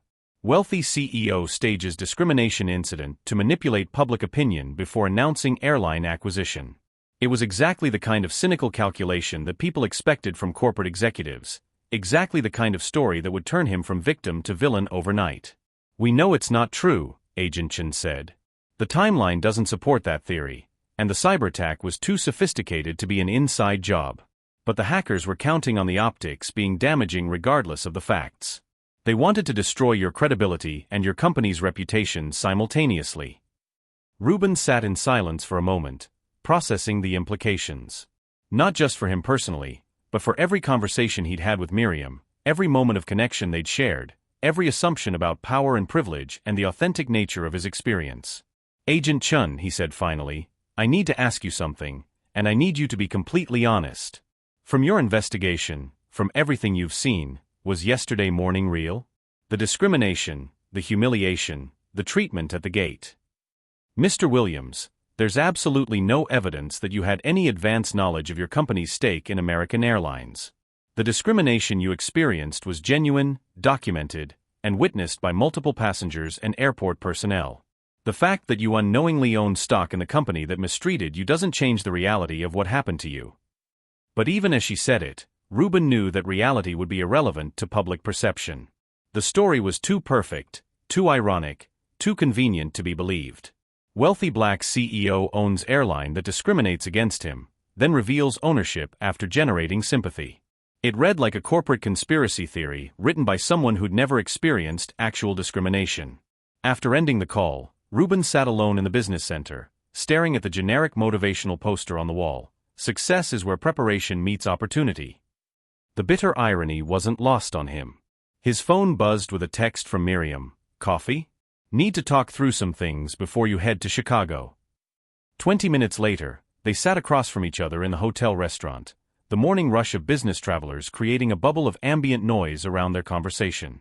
Miriam looked tired but determined, her uniform crisp as always, her expression carrying the particular intensity of someone who'd spent the night processing difficult truths. "I talked to my supervisor this morning," she began without preamble. "Told him what I witnessed at the gate, what should have been done differently, what policies need to change. He listened, took notes, promised to follow up with sensitivity training and revised protocols." "That's good," Rubin said, but his voice lacked the enthusiasm she'd expected. "You don't sound like it's good. You sound like someone who's received bad news since yesterday." Rubin studied her face, intelligent, earnest, carrying the weight of someone who'd committed to difficult changes in her life. How could he explain what he'd learned without destroying everything they'd built together? How could he tell her that their entire relationship was about to be viewed through the lens of corporate manipulation and calculated deception? "Miriam," he said carefully, "what I'm about to tell you is going to change how you see everything that happened yesterday. It's going to make you question whether anything we shared was real, and I need you to know that from my perspective, every moment was genuine." She set down her coffee cup, her expression shifting from curiosity to concern. "What happened?" "Technova owns American Airlines. Through investment partnerships and subsidiary structures that I wasn't fully aware of, my company holds a controlling stake in the airline that discriminated against me yesterday morning." The words landed like a physical blow. Miriam's face went through a series of expressions: confusion, disbelief, realization, and finally something that looked like betrayal. "You own the airline," she repeated slowly, as if testing the words for their reality. "I didn't know," Rubin said quickly. "I swear to you, I had no idea about the specific holdings. My investment team manages a diversified portfolio, and the American Airlines stake was buried in subsidiary companies. I learned about it 30 minutes ago from the FBI." But even as he spoke, he could see the doubt creeping into her expression, the way trust could evaporate in the face of information that seemed too convenient to be coincidental. "So when you were being humiliated at the gate," Miriam said slowly, "you were actually being humiliated by your own employees. People whose paychecks ultimately come from your company." "Yes, but..." "And when I chose to trust you with access to the aircraft systems, when I made that decision based on your character and competence, you were actually the person with the most authority over that entire situation. You had more power than me, more power than the gate agents, more power than anyone in that terminal." The hurt in her voice was worse than anger would have been. It was the particular pain of someone who'd opened themselves to vulnerability and discovered they'd been operating with incomplete information. "Miriam, please listen to me," Reuben said urgently. "I understand how this looks, but everything that happened between us yesterday was real. The discrimination was real. My pain was real. My gratitude for your trust was real. The fact that I unknowingly owned stock in American Airlines doesn't change any of that. But it changes everything about the power dynamics," she said, her voice rising slightly. "It changes what it means that I stayed silent at the gate. It changes what it means that I had to choose whether to trust you. It changes the entire context of our conversations about privilege and authority and who has the power to speak up for justice." Other diners were beginning to notice their conversation, but Miriam seemed beyond caring about social propriety or professional discretion. "I spent yesterday evening thinking about how I'd been complicit in a system that diminishes people like you," she continued, her words coming faster now, driven by a pain that was part betrayal and part self-recrimination. "I made plans to change how I approach my job, how I use my authority, how I respond to discrimination. I felt guilty about my privilege and committed to using it better." "And you should still feel that way," Reuben said desperately. "Your privilege is real, your complicity was real, your commitment to change should be real. None of that changes because of corporate ownership structures I didn't even know about." "But you're not the person I thought you were," Miriam said, and the quiet devastation in her voice was worse than shouting would have been. "You're not the victim of systemic discrimination who taught me about dignity under pressure. You're the owner of the system that discriminated against you. You're the person with the power to fire everyone who was involved in treating you badly." "I'm both," Reuben said quietly. "I'm the person who experienced real discrimination and the person who unknowingly owned stock in the company that discriminated against me. Those things can both be true simultaneously." "Can they?" Miriam asked, and now there was something like desperation in her voice. "Because I don't know how to process this. I don't know how to understand what yesterday meant if you had ultimate authority over the situation the entire time." "I didn't have authority," Reuben said firmly. "I had ownership buried so deep in financial structures that I didn't even know about it. Ownership without knowledge isn't the same as power with intention." "But you have it now," she pointed out. "You have the knowledge now. And what are you going to do with it?" The question hung between them like a challenge, and Reuben realized that this was the moment when everything they'd built together would either survive or collapse under the weight of complicated truth. "I don't know yet," he said honestly. "I literally found out 30 minutes ago. I haven't had time to process the implications, let alone develop a response strategy." "That's not good enough," Miriam said, standing up from the table with the decisive movement of someone who'd reached the end of their emotional capacity. "Yesterday, you talked about dignity and authenticity and the importance of using whatever authority you have to defend justice. Today you discover you have more authority than anyone involved in this situation, and your response is that you need time to think about it." "Miriam, please." "No," she said, her voice carrying the quiet finality of someone who'd made a decision. "I need to think. I need to figure out what yesterday actually meant and whether anything I learned about myself is still valid now that I know the truth about the power dynamics involved."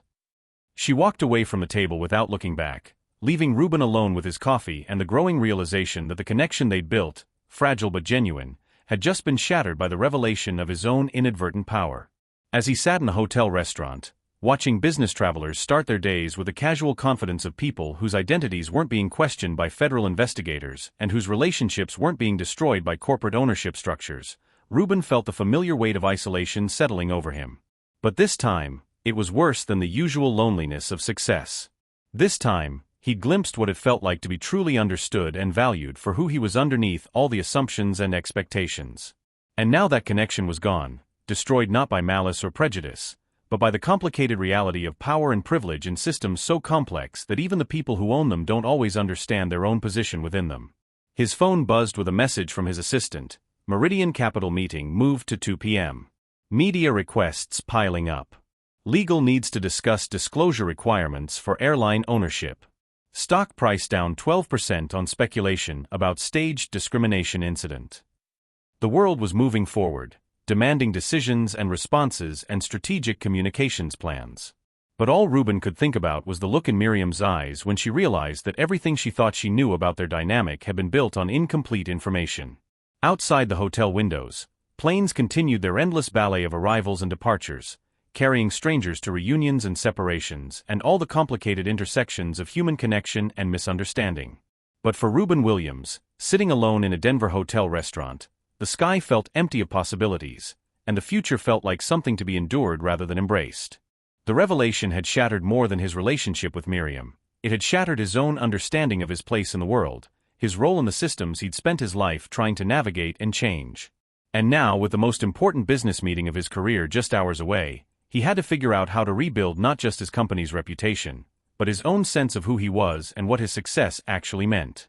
The Meridian Capital Conference Room on the 37th floor of the Denver Financial Center commanded a view of the Rocky Mountains that usually made visitors pause in appreciation. But at 1:47 p.m. Mountain Time, Reuben Williams sat alone at the polished mahogany table, staring at his reflection in the window glass instead of the majestic peaks beyond. In 13 minutes, the most important meeting of his professional life would begin, and he felt more unprepared than he had since his first job interview 20 years ago. His phone lay silent beside a stack of presentation materials that suddenly felt inadequate. The morning's revelation about American Airline's ownership had transformed everything, not just the media narrative or the FBI investigation, but the fundamental question of who he was and what his success actually meant. The discrimination he'd experienced was real, but so was his power to change the systems that had created it. The humiliation at the gate had been genuine, but so was his ability to ensure it never happened to anyone else. The problem was deciding what to do with that power. His laptop screen showed 17 missed calls from reporters, 43 unread emails from his legal team, and a text message from his ex-wife Christina that simply read, "Saw the news. Are you okay? Really asking. Asterisk." But the only message that mattered wasn't there. Nothing from Miriam. 3 miles away, Captain Miriam Hayes sat in her rental car in the parking lot of Denver International Airport, staring at the terminal where her life had fundamentally changed 24 hours earlier. Her flight to Chicago didn't depart for another 2 hours, but she'd come here because she needed to think, and airports were where her mind worked most clearly. The silence felt oppressive. Her phone had buzzed throughout the morning with calls from American Airlines management, FBI agents wanting follow-up interviews, and colleagues who'd heard about her role in the previous day's crisis. But she'd ignored them all, needing space to process the emotional wreckage of the morning's revelation. Everything she thought she'd learned about herself felt contaminated now. Her moment of courage in the cockpit, trusting Reuben with aircraft systems, had actually been trusting someone with more authority than her. Her guilt about staying silent at the gate felt performative when the victim was actually the person with ultimate power over the situation. Her commitment to using her privilege better seemed hollow when she'd been operating with fundamentally wrong assumptions about who held what power. But underneath the confusion and betrayal, a smaller voice was asking questions she didn't want to acknowledge. Does it matter that he didn't know about his ownership? Does the source of power change the reality of discrimination? Can someone be both victim and authority figure simultaneously? Her phone buzzed with a text from her sister Karen. Mom saw the news about your flight. She's worried. Call when you can. Another buzz, this one from her airline supervisor. FAA wants debriefing on yesterday's incident. Need you to review protocols and procedures. When can you meet? And then a third message from a number she didn't recognize. Captain Hayes, this is Mrs. Martinez from seat 39B yesterday. I wanted to thank you for your professionalism during the emergency. I also wanted you to know that I saw what happened at the gate before boarding, and I've been thinking about it all night. Sometimes we need to speak up when we witness injustice, even when it's uncomfortable. I didn't yesterday, and I regret it. I hope you don't carry the same regret. Jennifer Martinez, kindergarten teacher, proud of teachers who do the right thing. Miriam read the message 3 times, feeling something crack open in her chest. Mrs. Martinez, a stranger in economy class, had seen the same incident, felt the same complicity, and was somehow finding the courage to reach out across the awkwardness of shared witness to offer both gratitude and gentle accountability. Sometimes we need to speak up when we witness injustice, even when it's uncomfortable. The words echoed in the car as Miriam sat with the engine running, air conditioning fighting against the Colorado heat, and tried to figure out what she owed to herself, to Reuben, to the idea of justice that had felt so clear yesterday and so complicated today. At exactly 2 p.m., the Meridian Capital executives filed into the conference room like a tribunal of financial judgment. Richard Blackwood, the firm's managing partner, led with a kind of authoritative presence that had intimidated entrepreneurs and CEOs for 3 decades. Behind him came Sarah Kim, the chief investment officer whose reputation for due diligence was legendary, and Marcus Thompson, the legal counsel whose job was apparently to look skeptical about everything. "Mr. Williams," Blackwood said, settling into his chair with deliberate gravity. "I think we can all agree that yesterday's events have complicated our discussion about Technova's future." "Complicated is one way to put it," Rubin replied, surprised by the steadiness of his own voice. "Revelatory might be another." "The media narrative is problematic," Sarah Kim interjected, consulting her tablet with clinical efficiency. "Social media speculation about staged discrimination incidents. Stock price volatility. Questions about corporate governance and disclosure requirements. These are significant headwinds for any potential partnership." Marcus Thompson leaned forward slightly.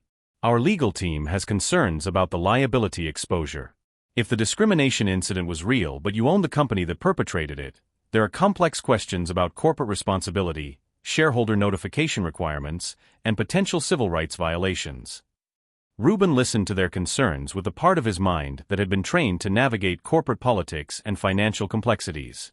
But another part of his mind was thinking about Dolores Williams scrubbing floors in office buildings, about 7-year-old shame in a suburban elementary school, about gate agents who'd seen his expensive suit and first-class boarding pass and assumed he was lying.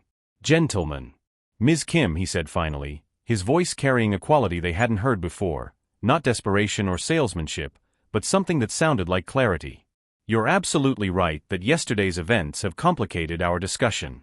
But they've also clarified something important about what kind of partnership we're actually considering." He stood up, moving to the window that looked out over Denver's skyline, over the airport where 127 people had trusted him with their lives, over the city where he'd spent the night discovering that connection was possible even across the most complicated power dynamics.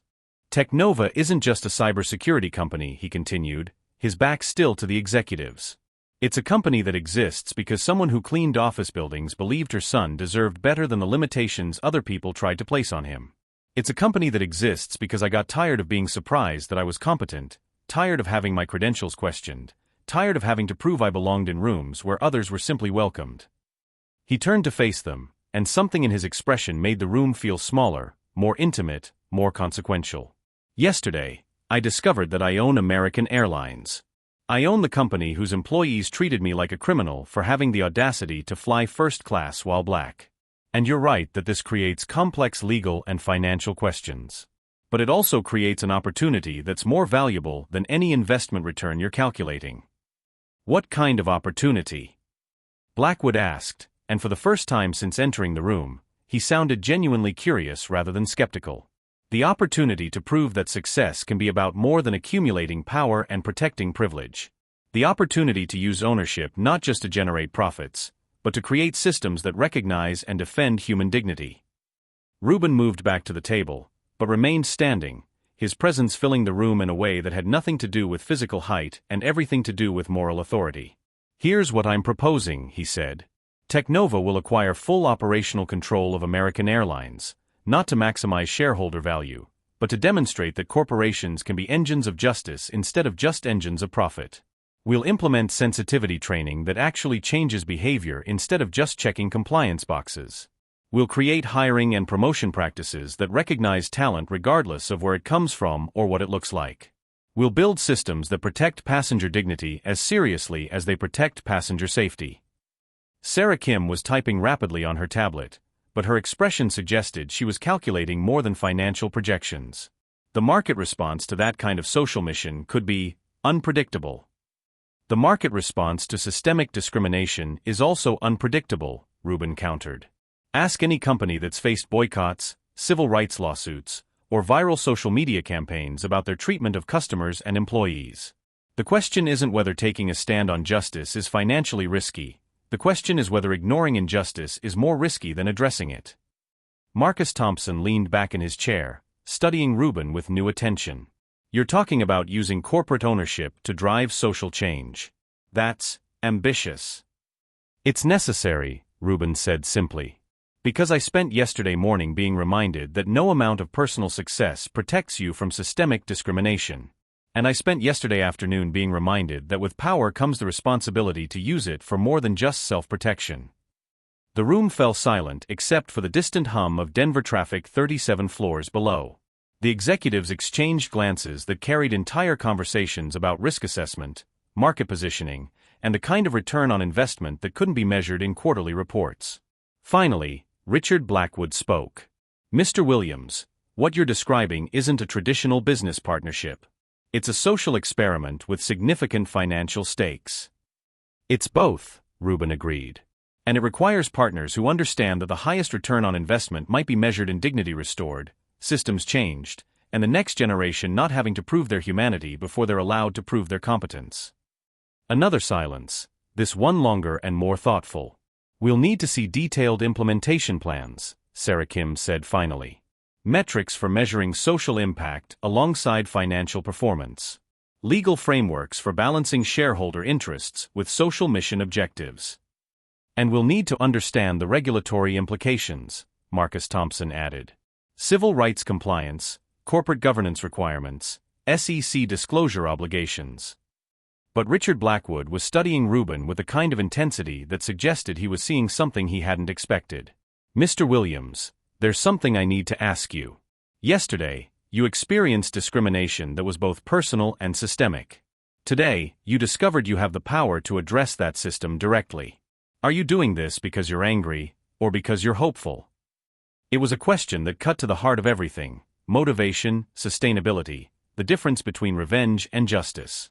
Rubin thought about Miriam's final challenge that morning. "What are you going to do with your power now that you know you have it?" "I'm doing it because my mother didn't raise me to hoard opportunities," he said quietly. "She raised me to create them for other people. I'm doing it because a pilot I barely know trusted me with 127 lives yesterday, and that trust reminded me that connection is possible across any divide if people are willing to choose courage over comfort." He paused, thinking about Miriam sitting somewhere in Denver, processing her own choices about who she wanted to be going forward. "And I'm doing it because someone asked me what I was going to do with my power now that I know I have it, and I realize that the answer to that question is what determines whether yesterday was just another story about discrimination, or the beginning of a story about transformation."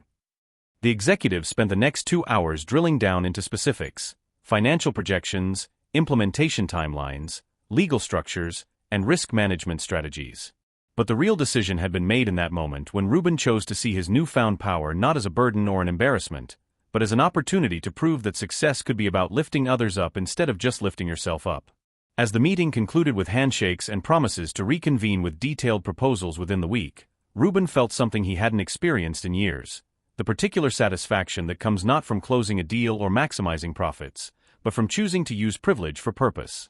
Now he had to figure out whether Miriam would be willing to believe that people could change their relationship to power, even when that power had been hidden from them. Whether connection was possible across the complicated dynamics of authority and vulnerability, ownership and discrimination, the personal and the systemic. His phone buzzed with a text from an unknown number. "Mr. Williams, this is Mrs. Martinez from your flight yesterday. I wanted to thank you for saving our lives, and to tell you that I spoke with Captain Hayes this afternoon. Sometimes the hardest conversations are the most important ones. I hope you both find the courage to continue yours." A grateful passenger. For the first time in 24 hours, Rubin smiled, not the professional smile he wore for cameras and investors, but something genuine and hopeful. Because sometimes the most important bridges were built not by the people who seemed most connected, but by the strangers who witnessed connection and chose to protect it. The choice had been made. Now came the harder part: proving that transformation was possible, even when the systems needing change were the ones you'd unknowingly been part of all along. 6 weeks later, the American Airlines training facility in Fort Worth buzzed with a kind of nervous energy that accompanies institutional transformation. In Conference Room A, 47 airline employees, gate agents, flight attendants, customer service representatives, and managers sat in rows of chairs facing a presentation screen that displayed a simple message: "Dignity first, a new standard for passenger service." At the front of the room, Captain Miriam Hayes adjusted her uniform jacket and tried to calm the butterflies that had nothing to do with public speaking and everything to do with the man standing beside her, reviewing his notes with the same careful attention he'd once paid to cybersecurity algorithms. "You ready for this?" Rubin Williams asked quietly, his voice carrying the easy familiarity that had developed between them over weeks of difficult conversations. honest confrontations, and the slow rebuilding of trust that had been shattered by hidden power dynamics. As ready as someone can be for admitting they were wrong in front of a room full of colleagues, Miriam replied, but there was no bitterness in her voice, just the steady resolve of someone who'd chosen growth over comfort. The past 6 weeks had been a whirlwind of change that neither of them could have imagined on that morning in Denver, when revelation had destroyed everything they thought they'd built together. Rubin's acquisition of full operational control of American Airlines had made national news, but not for the reasons the cynics had predicted. Instead of being portrayed as a manipulative publicity stunt, the story had evolved into something more complex and ultimately more hopeful, a narrative about what happened when someone used unexpected power not for revenge, but for transformation. The Meridian Capital Partnership had been finalized with unprecedented social responsibility clauses. American Airlines became the first major carrier to implement dignity protocols that treated passenger respect as seriously as passenger safety. Gate agent training programs were redesigned around recognizing and addressing unconscious bias. Customer service metrics now included measures of dignity and respect alongside traditional efficiency standards. But the most significant change hadn't happened in corporate boardrooms or training manuals. It had happened in the slow, careful rebuilding of connection between two people who'd learned that trust could survive revelation, if both parties were willing to do the hard work of seeing each other clearly. "Before we begin," Miriam said to the assembled employees, her voice carrying the authority she'd earned in 22 years of flying, "I want to tell you about a morning 6 weeks ago when I failed in my most basic responsibility as a human being." The room grew quiet, sensing that this wouldn't be a typical corporate training session filled with abstract scenarios and theoretical best practices. I was standing in the LAX terminal, watching one of our passengers being subjected to treatment that was discriminatory, humiliating, and completely contrary to the values this company claims to represent. I was in uniform. I had authority. I had credibility. And I chose to walk away because speaking up would have been uncomfortable.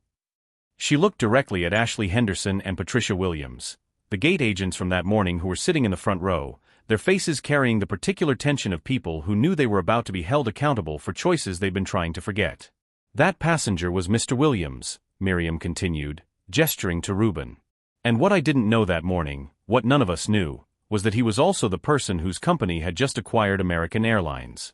He was, literally, our boss, being treated like a criminal by his own employees." A ripple of discomfort moved through the room as the implications settled over the assembled staff. "But here's the thing," Reuben said, stepping forward with the quiet confidence that had made him a successful CEO and would now, hopefully, make him an agent of change. "The fact that I own this company doesn't change what happened to me that morning. It doesn't make the discrimination less real or the assumptions less harmful. It just means that now I have the power, and the responsibility, to make sure it never happens to anyone else." He moved to the center of the room, making eye contact with individual employees rather than addressing them as a faceless group.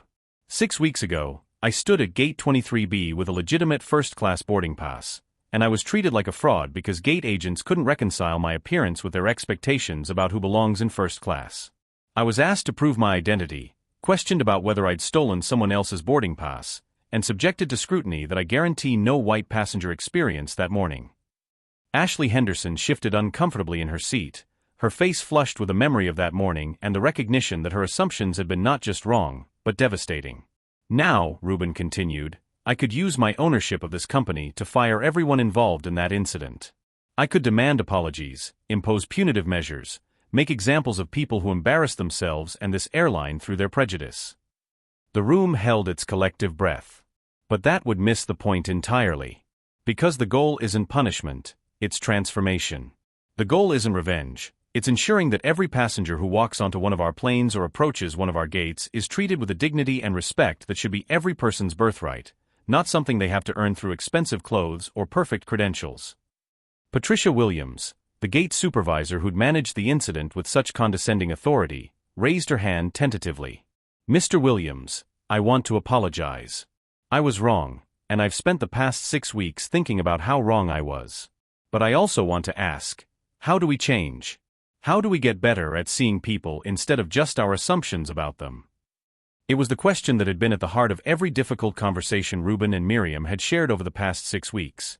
Through coffee meetings where they'd argued about power and privilege, through long phone calls where they'd worked through the complicated dynamics of authority and discrimination, through the slow process of rebuilding trust that had been shattered by hidden information. "That's exactly the right question," Miriam said, stepping forward to stand beside Ruben in a gesture that symbolized more than professional partnership. And the answer starts with being willing to acknowledge that we all carry assumptions. We all have unconscious biases. We all make judgments based on appearance or accent or behavior that conform to our expectations. She looked around the room, making eye contact with colleagues she'd worked with for years, people who'd never questioned her professionalism but who were now seeing her vulnerability. The difference between someone who perpetuates discrimination and someone who fights it isn't that one person has biases and the other doesn't. It's that one person is willing to examine those biases, challenge them, and change their behavior when they realize they've been wrong. Ruben nodded, remembering the moment in the Denver hotel restaurant when Miriam had walked away from their conversation, overwhelmed by the complexity of power dynamics she'd never had to consider. And then the phone call 2 days later, when she'd reached out not with easy answers, but with difficult questions about how to move forward when trust had been complicated by revelation. Over the next 6 months, he said, every American Airlines employee will go through dignity training that's designed not just to teach you about policies and procedures, but to help you recognize the human being behind every passenger interaction. You'll learn about the impact of microaggressions, the cost of discrimination, and the power you have to make someone's day better or worse through the assumptions you make and the respect you show.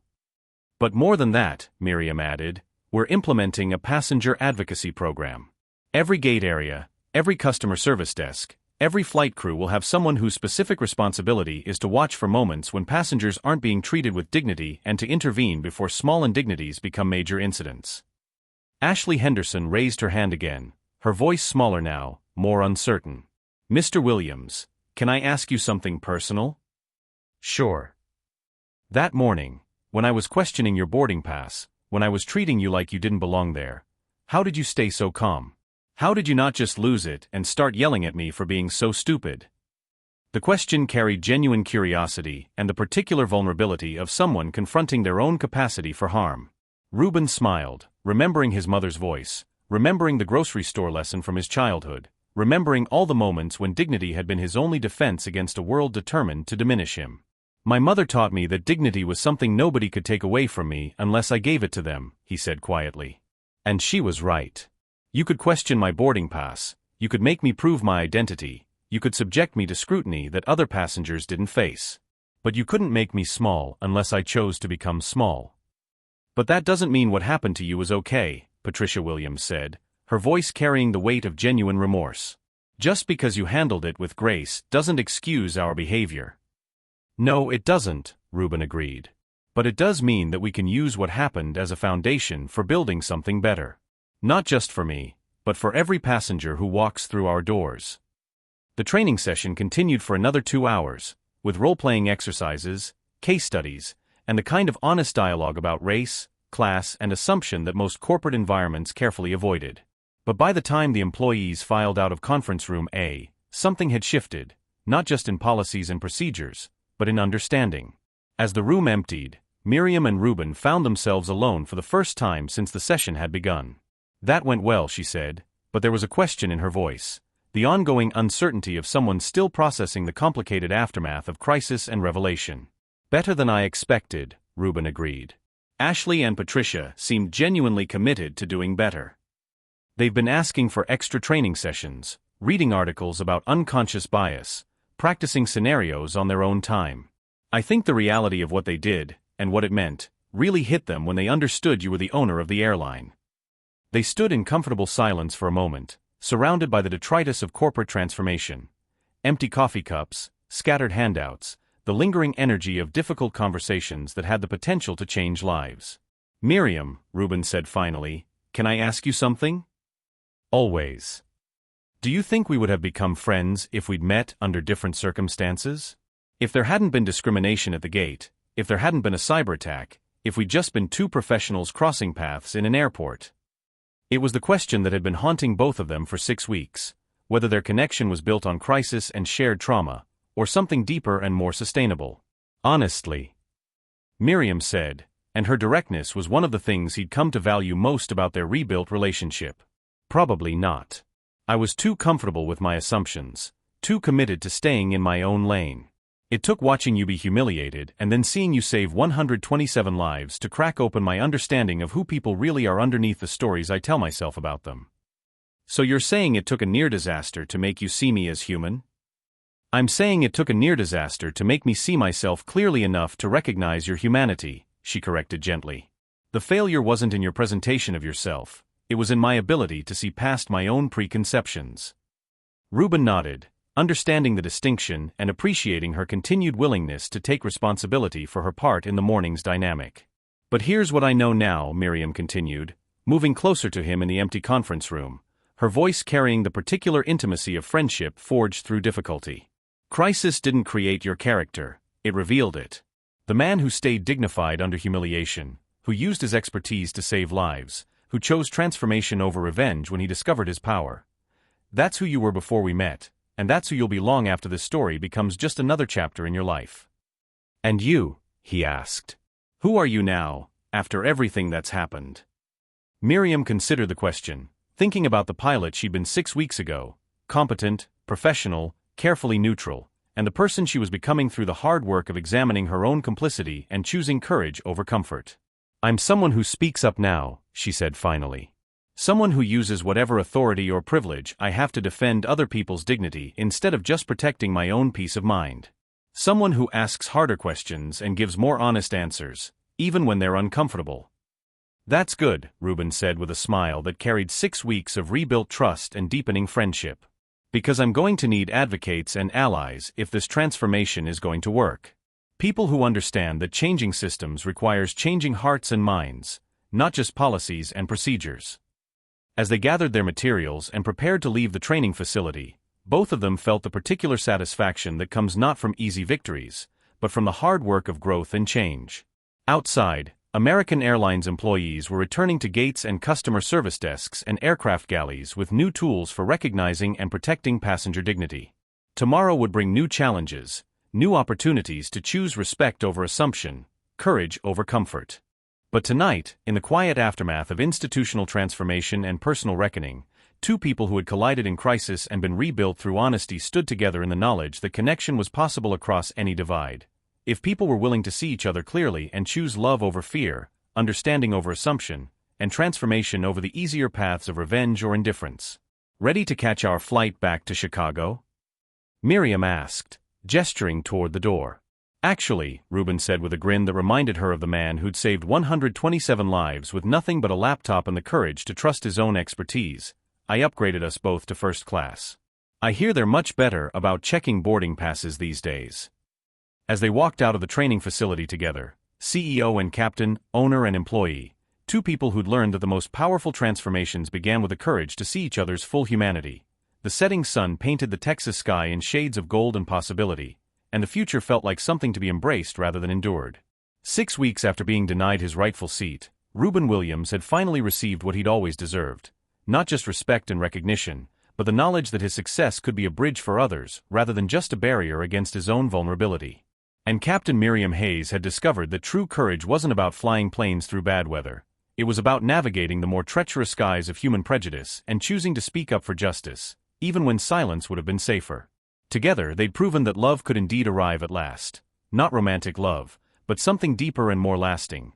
The love of mutual respect, shared purpose, and the transformative power of choosing to see each other clearly across every divide that society had tried to place between them.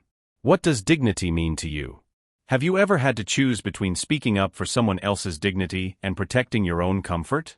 Share your thoughts below, because the most important changes often start with ordinary people choosing courage in everyday moments. Asterisk. Thanks so much for watching all the way to the end. If you enjoyed this story, don't forget to give it a like and share your thoughts in the comments. Let us know where you're watching from. Stay tuned, because more exciting videos are coming your way.